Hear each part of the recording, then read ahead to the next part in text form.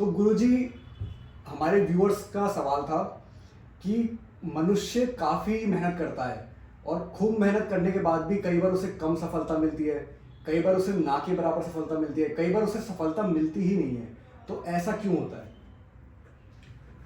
इसको समझने के लिए हमें कर्म के सिद्धांत को समझना पड़ेगा।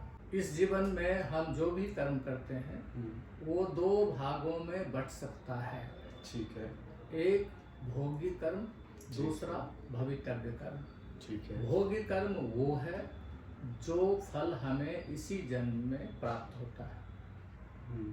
भवितव्य कर्म वो है जो हमें इस जन्म में प्राप्त नहीं होता है, जो संचित होकर प्रारब्ध बनकर किसी अन्य जन्म में प्राप्त होता है। ठीक है। अब हमारा कोई वर्तमान कर्म पूर्णतः भोगी कर्म बनेगा या पूर्णतः भवितव्य कर्म बनेगा या अंशतः भोग्य बनेगा और अंशतः भवितव्य बनेगा, इसका निर्णय प्रभु के हाथ में होता है। ठीक है। तो ऐसी कोई विधि भी है जिसमें हम कुछ इस पे बता सकें कि ये कर्म, इस टाइप का कर्म ज़्यादातर भोग्य बनता है या भवितव्य बनता है? ऐसा किसी ने कभी रिसर्च किया है? ये कहना बहुत ही मुश्किल है कि कौन सा कर्म भोग्य बनेगा, कौन सा कर्म भवितव्य बनेगा।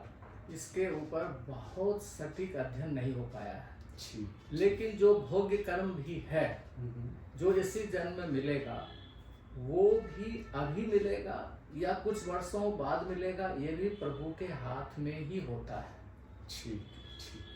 लेकिन एक बात निश्चित है कि कर्म का फल अवश्य मिलता है, चाहे अब मिले या कुछ समय बाद मिले या किसी अन्य जन्म मिले।